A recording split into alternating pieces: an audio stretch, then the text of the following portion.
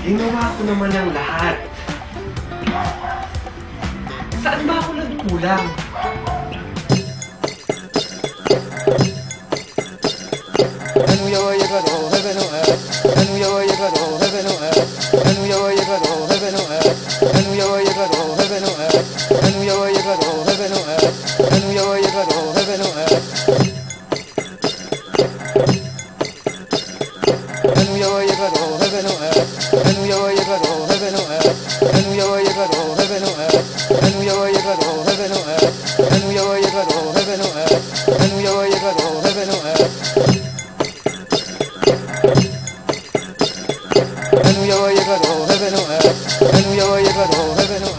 Juan, hindi ka nag-iisa.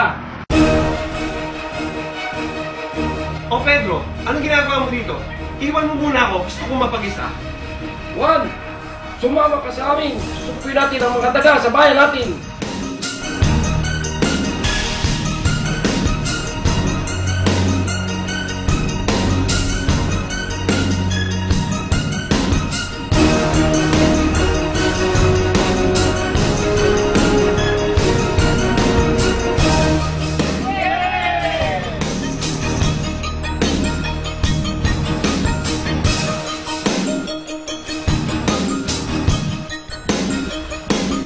Teka!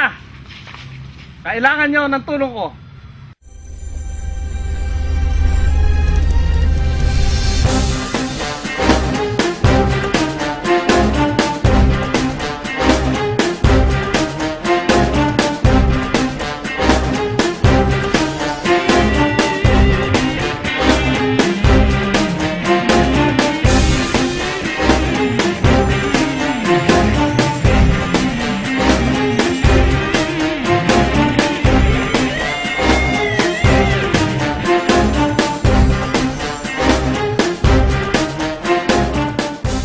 Meron ng mga daga at sila yung mapaminsala. At paano sila susupuin? Ano ang kanilang kahinaan? Kailan dapat sila supuin? Anong lutong masarap sa daga? Teka! Isa-isa lang.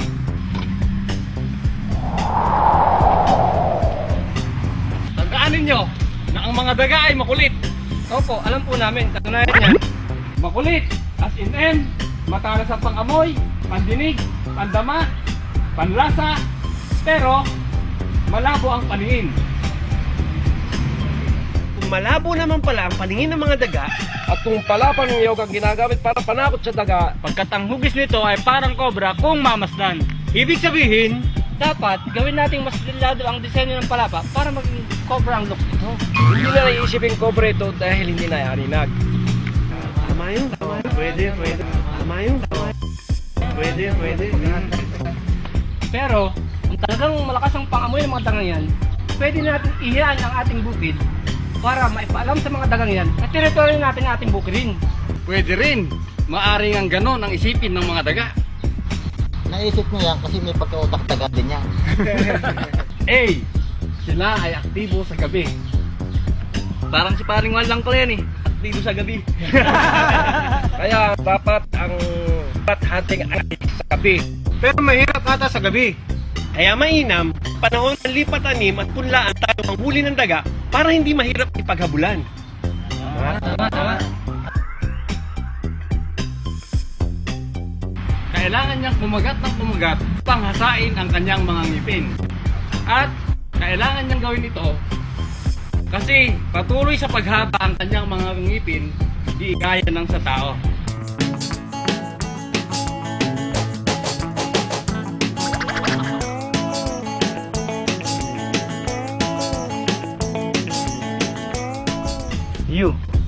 Inuugnay ang karamdaman sa pagkain o sila ay tinatawag na bait shyness.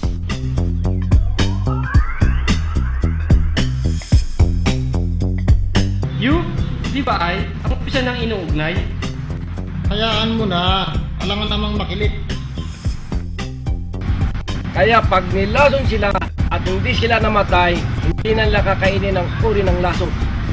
Ang ganitong kagawian ay maaaring may pasa pa nila sa kanilang mga anak. Kaya hindi sila basta kumakain ng mga pain na inilalagay natin. Ganito, 3 araw tayo magpain ng walang lason hanggang masanay silang kumain ng pain. At pag sanay na silang kumain ng pain, saka natin sila lasunin. Huwag na huwag niyong ilalagay ang zinc phosphide sa lupa sapagkat pag ito ay nahamugan, mawawala na ito ng bisa.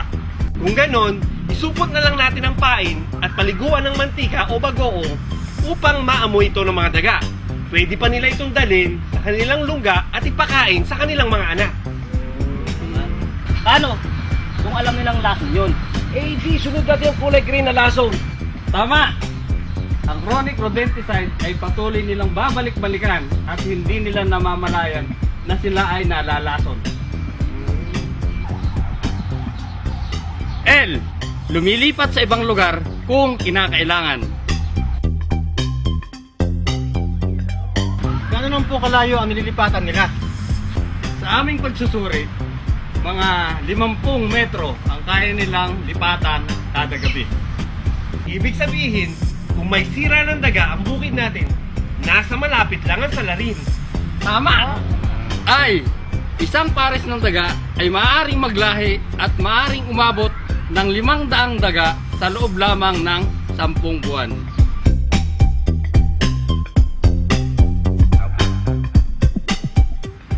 Hindi posible yun. Meron kaming nahuling daga 10 ang anak. Talagang mabilis silang magparami. Ang nanay na daga ay maaari muling mabuntis 10 oras pagkapanganak. Lalo na pag taglamig, Disyembre hanggang Pebrero, nagkalat ang mga daga. Kasi nga Brad, pag taglamig, masarap paglabing-labing. Eh, ano pa po ba ang inyong napapansin sa panahon ng taglamig? Hindi po namin alam. Masukal. Madaming damo! At ito ang sisilbing tirahan ng mga daga. Aba, may makabuluhang nasabi rin si Dong. Kailangan ako rin.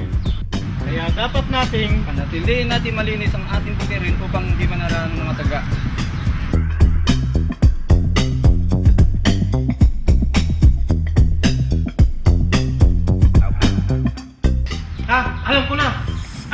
Alam ko na!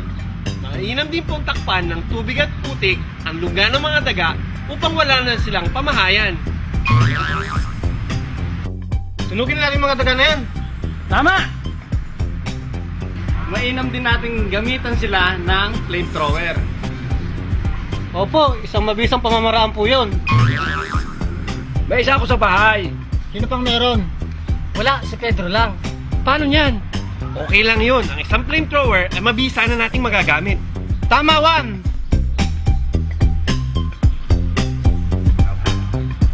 Isa lang ang may hawak ng flamethrower.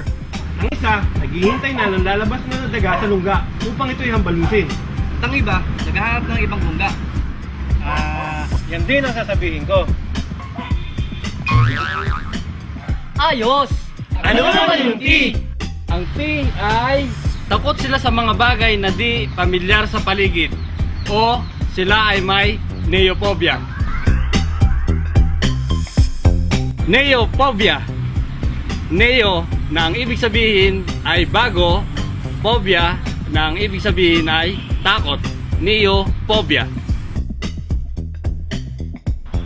Kaya sila tinawag na matalino ay dahil maingat sila sa mga bagong bagay. Mahirap talaga kalaban ang mga daga. Kaya dapat tayo lahat sama-sama sa pagsugpo o paisa-isa lang, malabo tayong manalo. Tama. Pero kailan kami dapat kumilos? Hindi naman pwedeng puro daga ang tupagin namin. Ito ang datos kung kailan sila pinakamarami.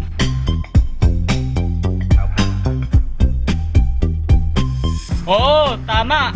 Sa taglamig sila pinakamarami, kaya dapat doon tayo maksyon. Teka sandali. Umakit ang kanilang bilang tuwing magbubuntis ang palay. Kaya siguro mas maganda, doon pa lang, umaksyon na tayo. Dapat, Juan. Bago tumaas ang bilang nila, puksain na natin. Tama! Karagdagan nga pala, sabayan ba ang inyong pagtatanim?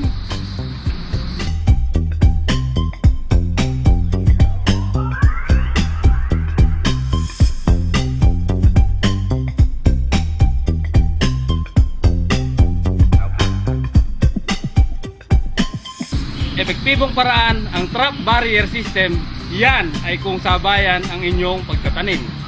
Minsan ko na pong nasubukan ito. Siya yung galing sa kabilang barangay, di ba? Sa pinanggalingan ko, sa bayan ng pagtatanim namin. Maaari bang ituro mo sa amin? Tatanim lang tayo ng aromatic na variety para maakit ang daga.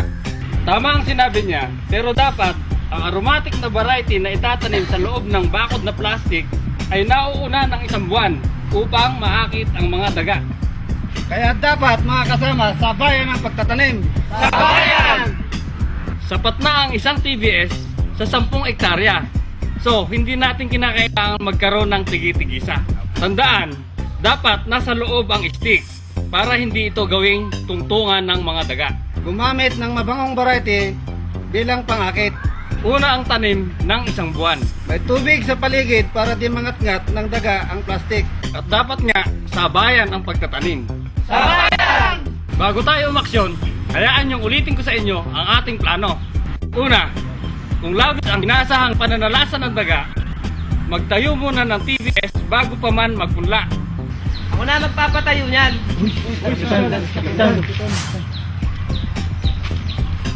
Yun eh, kung sa susunod na taniman, tayo sabay-sabay. Pangalawa, sa panahon ng pagpupunla, piliin ang mga lugar na malayo sa pinamumugaran ng mga daga tulad ng kamalig at bahay manukan. Magsagawa ng sama-samang panguhuli ng daga sa gabi. Kung gagamit ng lason sa daga, maglagay na ng pain 1 buwan bago pa man magpunla. Buhusan ng mahalong putik at tubig ang mga lugar ng daga. Panahon ng pagbubuntis ng palay, itaas ang level ng tubig. Organisa ng sama-samang panguhuli ng daga. At panghuli, lagi nating tatandaan, ang panahon ng paglaban ay pumula sa pagpupunla hanggang sa pagbubuntis. Kapag napalampas natin iyon, halos wala na tayong laban. Maraming salamat, kaibigan. Marami na tayong alam sa pamamaraan mga kasama. So na lang ang kailangan, ang ating sama-samang pagkilos.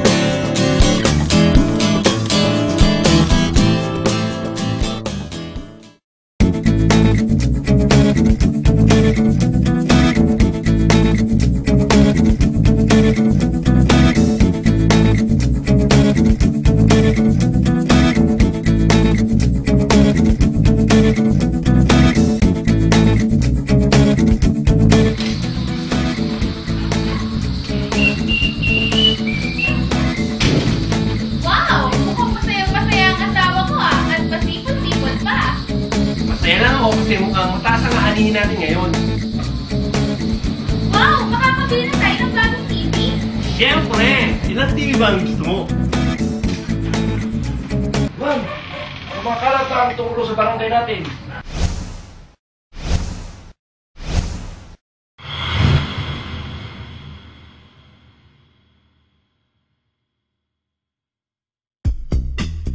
Okay, kuya, and tira. Tatayo ako pakyara. Cut. Opo, alam po namin. Katunayan yan sa aming bukid. Cut! Tama! Ako na magpapatayo niyan.